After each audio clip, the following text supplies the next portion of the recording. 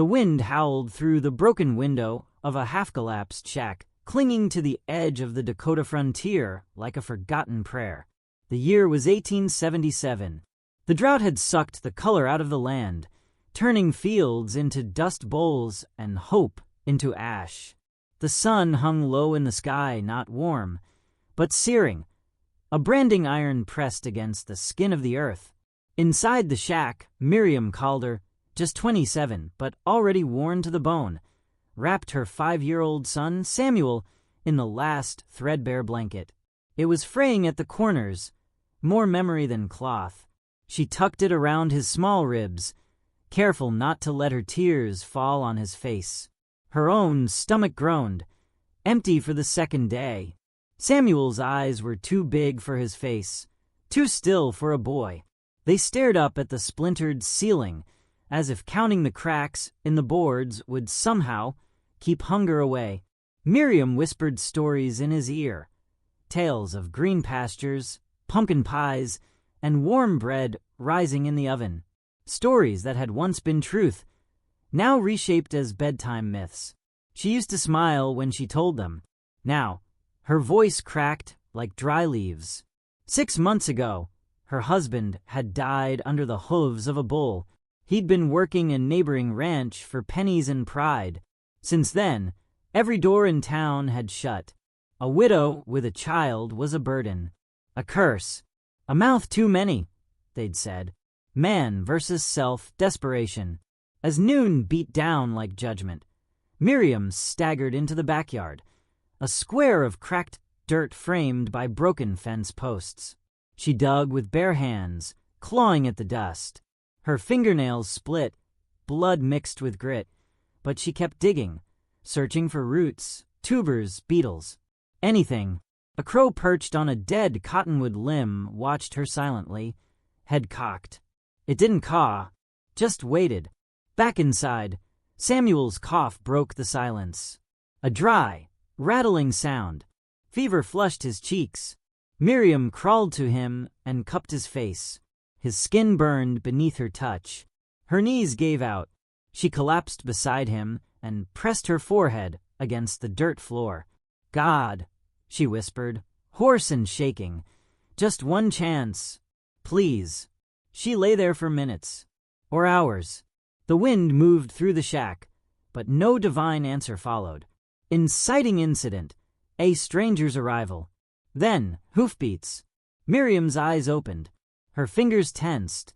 The sound grew louder, rhythmic, steady. A rider, approaching from the west. Panic surged. She scrambled to the corner where a rusted knife lay hidden beneath a board.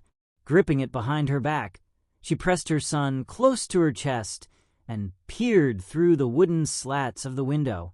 A lone rider crested the dry hill, tall, lean, and slow in the saddle.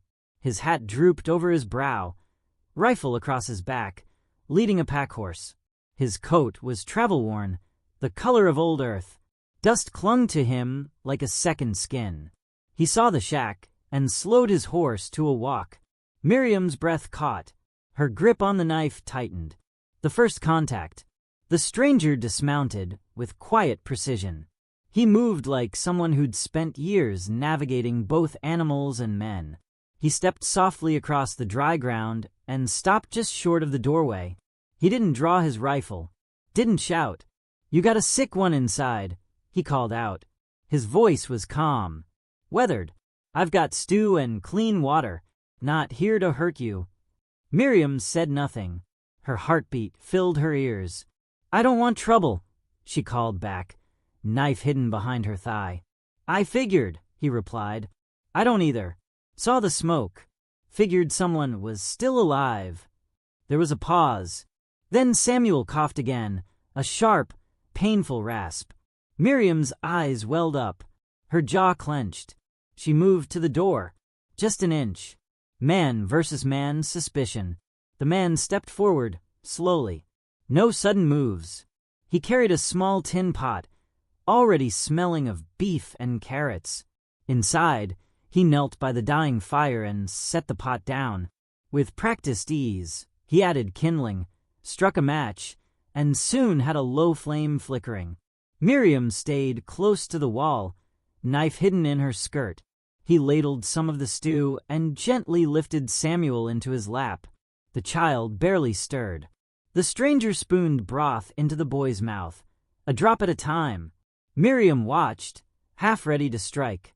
Only when Samuel swallowed and gave a tiny sigh did she allow herself to breathe. "You're not from here," she said flatly. "No one worth knowing is," he answered. She waited, then asked the question that had haunted her since he arrived. "Why are you helping?" He didn't look at her. Stirred the pot. Fed Samuel again. "Because I got a boy," he said finally. "Don't know where he is. Haven't for a while. Not a day goes by I don't wish someone'd help him if he ever needed it." Deepening tension. Secrets beneath the surface. They sat in silence for a long while. The stew warmed the shack. Samuel's breathing slowed, deepened. Miriam felt her limbs grow heavy, her hunger dulling just enough to think clearly. She studied the man, his weathered coat, his thick boots, the lines on his face carved by sun and time. "What's your name?" she asked. "Holt," he replied. "Calder Holt." Her head snapped up. Calder, her own name. A jolt ran through her spine. "Coincidence," he said, reading her face. "Happens more than you'd think." She didn't believe in coincidence. "Not out here." "You passing through?" she asked. "I'm heading north. Got a claim. Cabin needs fixing. Land needs breaking. Can't do it alone. You offering me work?" He looked at her evenly, offering a direction. "You decide if it's work." Ending note. A fragile hope. That night, Miriam didn't sleep. She sat on the floor, back against the wall, knife still close. Holt slept near the fire, one hand on his chest, the other loosely resting on his rifle. Not once did he stir. By morning, the sky was pink with promise. Samuel's fever had broken. His cheeks were cool. His lips twitched in the beginnings of a smile. Miriam stepped outside. The wind was still dry, but it no longer cut like glass. Holt stood near the horses, sipping coffee from a dented tin mug. "I'll be gone by noon," he said. "If you want to come, there's room." She didn't answer, just turned, went inside, and began to gather their meager belongings. Not much to pack. Just the blanket, the tin cup, the knife. But she also gathered something unseen. Something she hadn't felt in months. Not hope. Not yet. But maybe the shape of it. The wagon creaked beneath its own weight as it rolled over dry, rutted earth. Holt sat at the reins, eyes forward, shoulders rigid beneath his weather-worn coat. Beside him, Miriam held Samuel in her arms. The boy slept, exhausted but alive. His breath was steady. That was enough. They rode in silence at first. No small talk, no smiles, just the rhythm of hoof and wheel and the occasional cry of a hawk overhead. The land unfolded before them, harsh and endless. Burnt grasses, withered shrubs, the bones of some dead thing here or there. It wasn't beauty they traveled through, it was survival. And yet, for the first time in weeks, Miriam's hands weren't shaking. She wasn't waiting to die. She was moving. Campfire confessions, testing trust. That night, they stopped in a shallow gulch, half-ringed by crumbling rock. Holt unhitched the horses, gathered firewood, and struck a spark to life. Miriam sat a little ways off, Samuel bundled in her lap. She watched Holt move, efficient, quiet, like a man who had done this alone too long. He ladled out stew again, handed her a tin bowl, without looking directly at her. "Ate today?" he asked. She hesitated, then nodded, took the food. The fire flickered between them. Shadows danced on the red earth. "You ever kill a man?" she asked suddenly. Holt didn't flinch. He chewed slowly, swallowed. "Yes," he said. "You?" She looked at the fire. "Not yet." Holt set his bowl down. "It's not like the stories. Doesn't make you stronger. Just emptier." Miriam said nothing, but the way she held Samuel closer said she understood. Man versus nature. The wild strikes back. The next morning, the sun rose blood orange over the prairie. They hadn't gone more than 5 miles before trouble came. A noise, snapping brush, wild grunts, thunder underfoot. A boar, not a small one either. Starving and half-mad, it charged from the thicket toward the horses. Holt reacted fast. His rifle swung up. One shot. Missed. The second cracked the beast's shoulder, slowing it just enough. "Get down," he shouted. Miriam dropped from the wagon, shielded Samuel with her body. Dust flew. Hooves thrashed.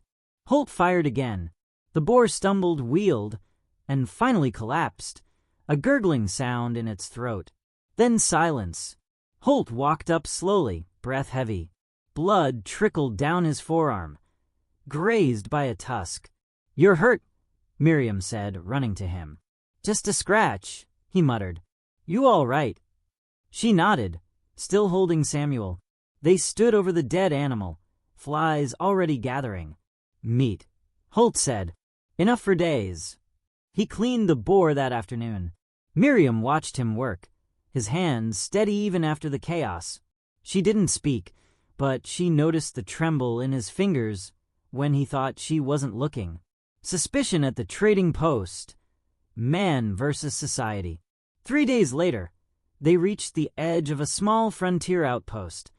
No more than a cluster of buildings and a general store with faded red paint. Holt tied the horses outside. "Stay close," he told Miriam. "People out here ask more questions than they answer." Inside the store, a bell rang overhead. The shopkeeper, a squat man with pale eyes, looked up from behind the counter. "Well now," he said, "I'm Miriam and Samuel. That's a face I don't know. You bring in charity cases now, Holt." Miriam stiffened. Holt put a calm hand on her shoulder. "They're with me," he said evenly. "Looking for supplies." The shopkeeper snorted. "Don't say I didn't warn ya. Strays come with teeth, even if they don't show 'em right away." Miriam turned away, jaw clenched. As they gathered supplies, flour, beans, medicine, Miriam noticed eyes watching her from the saloon porch across the road. A man in a dark coat, one hand resting on a pistol belt. He spat and kept staring. Later, when Holt loaded the wagon, she asked, "That man, he know you?" "Maybe," Holt said. "Or maybe he knows who I used to be." She didn't press. Not yet. But the question lingered between them. Man versus self, old scars, quiet revelations. That night, they camped near a wide river bend, water glinting under moonlight. Holt sat apart, cleaning his rifle with practiced care. Miriam walked over, handed him a tin of coffee. "You ever serve?" she asked. "Army." He shook his head. "No. Rode with a crew once. Not the kind you write songs about. Outlaws. Something like that. Long time ago." She sat beside him. The river whispered against the stones. "I did things I regret," he said. "Things I wake up remembering when I wish I didn't." Miriam looked at the stars, then back at him. "You're not the only one." They sat in silence. Not just a pause, but understanding. "I don't trust easy," she said finally. "You shouldn't," he answered. "But I trust you," she added, almost too quiet to hear. Holt said nothing, but when she leaned back against the wagon wheel, he did too. The first spark. Mercy in the midst of scarcity. A week passed. The land began to change, greener in places, though the drought still gripped the soil like a clenched fist. They came upon a burned-out homestead. Nothing left but a chimney and ashes. Holt dismounted, walked the perimeter. Miriam followed. "There was a child here," he said, finding a small shoe near the blackened remains. Fire wasn't natural. Miriam's chest tightened. "Raiders or vigilantes," Holt said darkly. He knelt in the ruins, picked up the shoe, turned it over in his hand. Then he set it down gently, like he was burying something. That night, he said nothing at the fire. Miriam fed Samuel and watched Holt retreat deeper into silence. Something haunted him. More than hunger, more than the past. She didn't press. Instead, she placed Samuel in Holt's bedroll and let him sleep close to the man who had saved him. That was the first night Miriam slept without the knife in her hand. Ending note: the wilderness between them.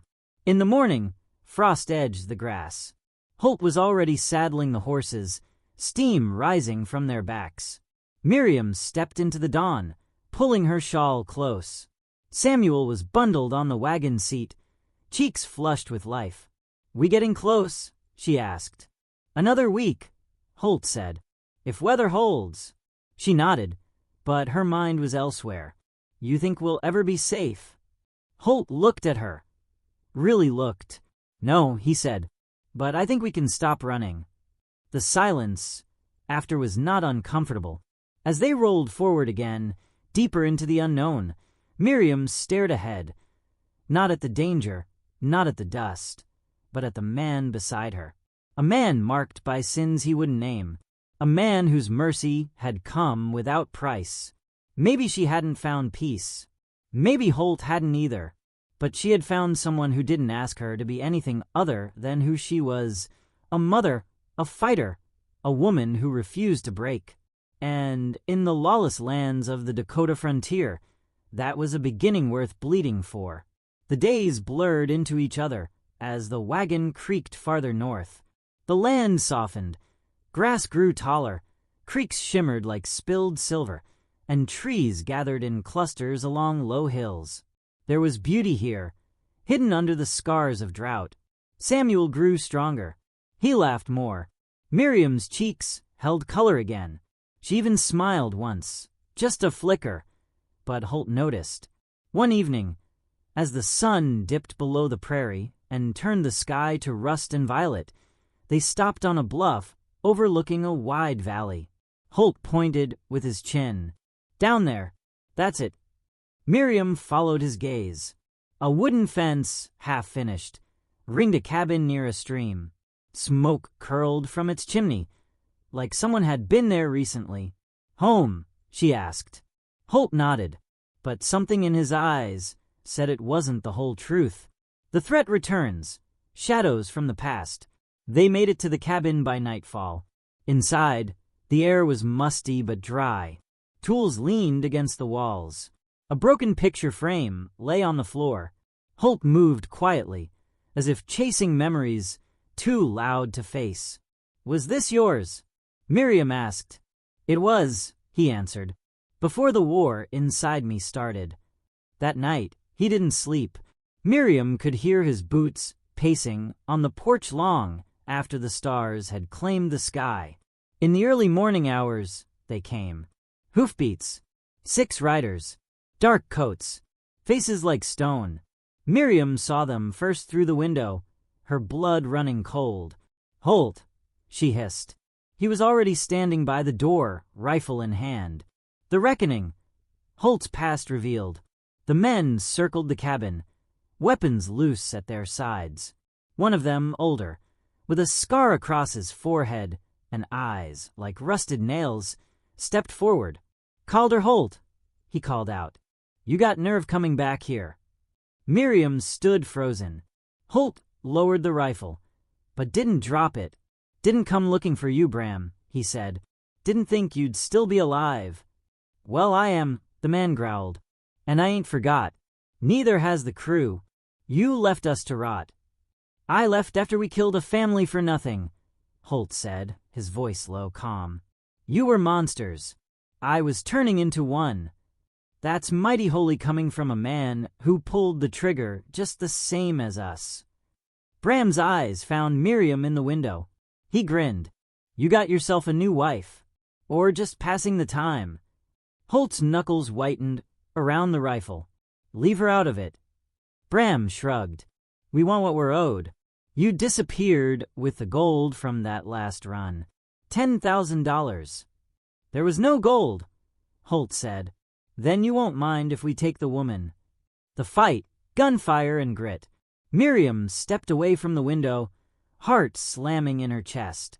"Samuel," she whispered, grabbing the boy and tucking him in the root cellar beneath the floorboards.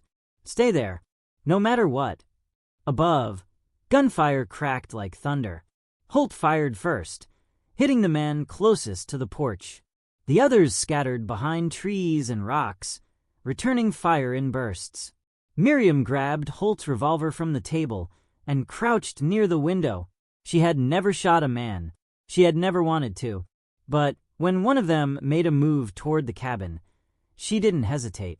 One shot. The man dropped. Her hands shook, but she didn't stop. Bullets tore through the walls. Wood splintered. Smoke filled the air. Holt took a hit to the shoulder, but stayed standing. Then Bram called out, "You come out now, Holt, and I'll let the woman live. You stay in there, and I burn it all to ash." Holt looked at Miriam. Blood soaked his sleeve. He knew what came next. "I need you to run," he said. She shook her head. "I'm not leaving you." "This was always going to find me," he said. "But you, Samuel, there's still time for you." He kissed her, brief, fierce, then shoved open the door and stepped into the light. The sacrifice, man versus man. "Drop your guns," Holt shouted. They didn't, but they hesitated. "I buried the gold a mile west, near the lone sycamore. You want it, it's yours. But leave the woman. Leave the boy." Bram squinted. "Why the hell would I believe you?" "Because I've got nothing left but them." Then gunfire again. Bram didn't wait. Miriam screamed. Holt fired back. 2 men fell. Bram lunged forward, and Holt tackled him, dragging them both into the dirt. They wrestled, punched, kicked, years of rage let loose. Finally, Holt slammed Bram's head into the ground.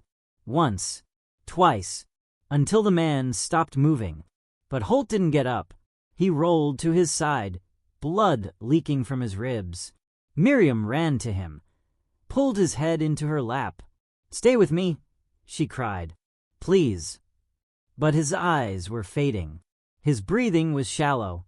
"You saved me," she whispered. He smiled. "You saved me." Then silence. The aftermath, redemption earned. By sunrise, the other raiders had fled or died. Miriam buried Holt under the sycamore tree he'd spoken of, though no gold was ever found. Just roots, soil, and sky. She carved a cross into the bark. "Calder Holt," she whispered. "Outlaw, savior, father." She rode the wagon south with Samuel, stopped at a small town on the edge of the frontier, found work at a boarding house. Nothing glamorous, but honest, enough to feed her boy. Every night, she told Samuel a new story of a man who rode through fire to give them one more day, of hunger, of dust, of mercy and war, of love found at the edge of death. Final scene, a legacy of hope. Years later, when Samuel turned 15, he asked her why they never went back to the cabin. Miriam smiled. "Because we don't have to live where our pain lives." But was he really an outlaw? Samuel asked. She looked out across the prairie. The wind blew wild, the way it always had. "He was," she said, "but he was also something more." "What?" She brushed the hair from his eyes. "A man who changed. A man who gave up running." Samuel nodded like he understood, and maybe he did. And far off, where the land met the sky, the wind carried the memory of a rider with a clean rifle, a wounded heart, and a soul redeemed not by a preacher, but by a woman who refused to die.